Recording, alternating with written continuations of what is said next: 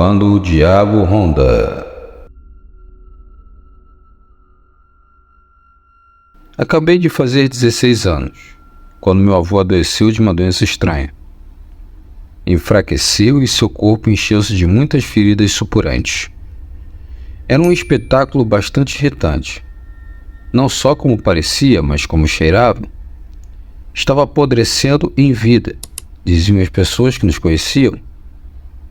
Meu avô e minha mãe diziam que estava pagando em vida tudo o que tinha feito. Segundo contas, ela fez. A botar suas filhas mais uma vez, embora a avó não o dissesse abertamente, na sua juventude a espancou até quase a matar. Como era um homem ambicioso, acreditava-se também que tinha praticado bruxaria e artes negras para obter riqueza. Coisa que eu, em particular, não acreditava, pois embora a família tivesse bastante terra, não éramos ricos e para poder cultivar toda essa terra estávamos endividados com os bancos. Tudo isso eu sabia pela minha própria mãe. A questão é que o avô se deteriorou de uma forma tão terrível que gritava como uma criança, pedindo por favor que o matasse, que não aguentava a dor. Porém, fico triste de dizer, mas o avô virou um show horrível. Quem ia ver, né? Uma pessoa nesse estado de prostração e dor. Claro que muitos médicos o examinaram, mas nenhum conseguia encontrar o mal que o afligia. Lembro-me daquela tarde como se fosse hoje. Vejo-a todos os dias como havia aquela vez. Estávamos ao lado do avô, da minha mãe e da minha avó, dos dois primos e do marido, de uma das minhas tias. Desde o avô se prostrou na cama, sempre havia alguém a olhar por ele. Eu estava com os olhos no chão quando ouvi as pegadas. Eu sabia que em casa não havia mais ninguém e todos estavam naquele quarto. Então, levantei meu olhar e reparei no personagem que estava se aproximando da cama do vovô. Os outros ali não perceberam dele, só o avô e eu. Digo, o avô, porque apesar da sua condição, vi seguir esse personagem com o olhar. Seus olhos mostravam um terror que nunca vi antes nele. O homem em questão era um homem muito alto e sorria para medida que eu andava. Você poderia dizer que ele era bonito e vestia de uma forma elegante para ser desses lugares. Sua pele muito branca e seu corte de cabelo recém-feito. E à primeira vista eu só pensei que seria um homem da cidade. Tudo isso que eu narro acontece em coisa de poucos minutos. Para não dizer que segundos. O homem segue diretamente para a cama do avô e coloca a mão no peito do doente. O avô começa a gritar e avisa os outros. Eles não veem este homem. O avô grita. Ainda não é tempo. Não era o trato. Ainda não é tempo.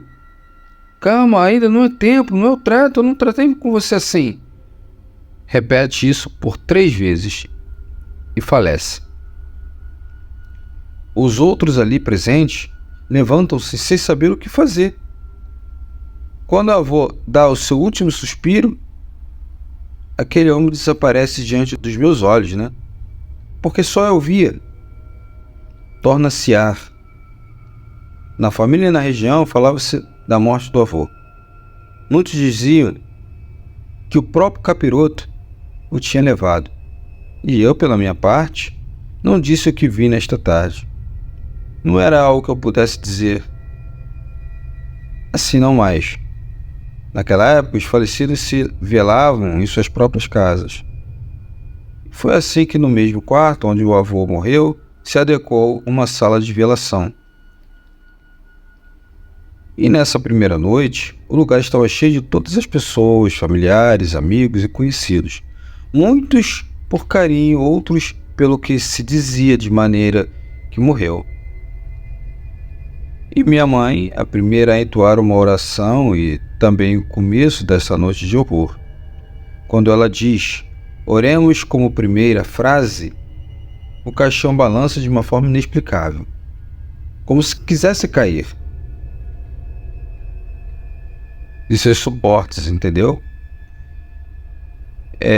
Quando ela começa a orar, o caixão começa a se movimentar, se estremecer. Um rugido infernal se ouve fora da casa e começa a tremer. E você tinha que ver, muitos correram apavorados e outros ficaram muito curiosos, porque sempre tem. Minha mãe, com os olhos desorbitados, ficou em silêncio e com ela todas as pessoas presentes no local. Porém, tudo voltou ao normal, mas a cada momento que se queria rezar ao cadáver, aconteceu o mesmo. Optamos por ficar então em silêncio, falando entre nós. Na verdade, eu tinha um pacto com o demônio, diziam alguns em sussurros, né? Às 3 da tarde estava marcada a missa e enterro do avô, mas foi impossível entrar na igreja. O peso do caixão era tanto que 12 homens não eram capazes, e quando o padre começava sua oração e jogava água benta nele, o caixão recuperava a vida e rugia, e o rugido, né, que se ouvia no ambiente para gritar e chorar era incessante. Mulheres e crianças não puderam entrar na igreja. O padre ordenou então que fosse levado diretamente para o cemitério. Mas assim como na igreja, não pôde entrar com o corpo. O peso era insuportável para qualquer número de homens. Eles chegaram a um acordo com o padre. Ele seria enterrado em terras da família e uma missa seria feita em nome do falecido pela salvação. O cadáver foi enterrado atrás da casa, nos arredores. Fez-se um grande altar de flores, mas não foi rezado nenhuma oração. Depois da primeira novena, fomos dormir. Eram quase 8 horas. Uma tempestade, um vendaval atingiu o lugar.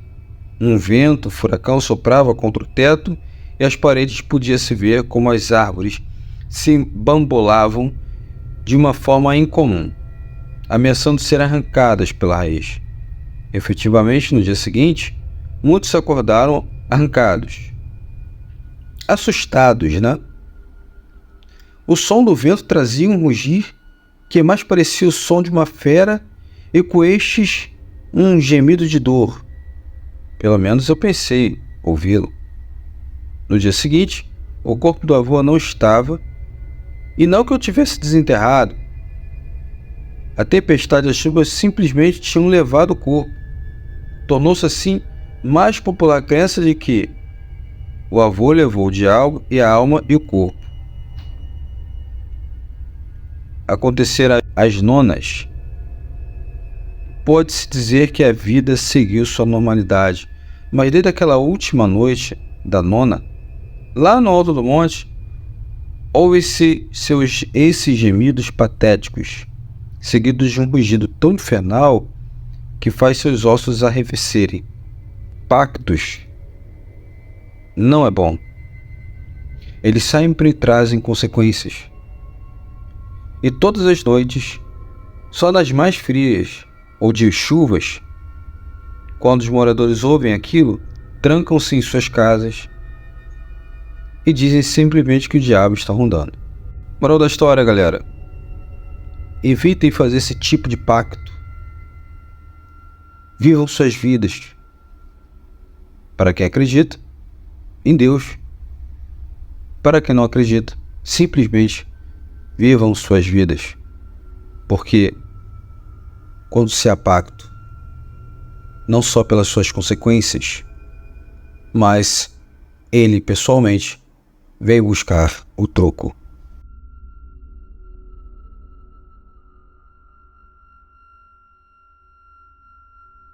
Galera, se inscreva no canal, Conhecendo o Sobrenatural, ative o sininho das notificações e compartilhe os vídeos das redes sociais, beleza?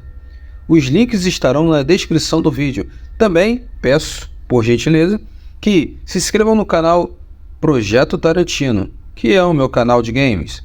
Tranquilo? Galera, fiquem com Deus. Até a próxima. Fui!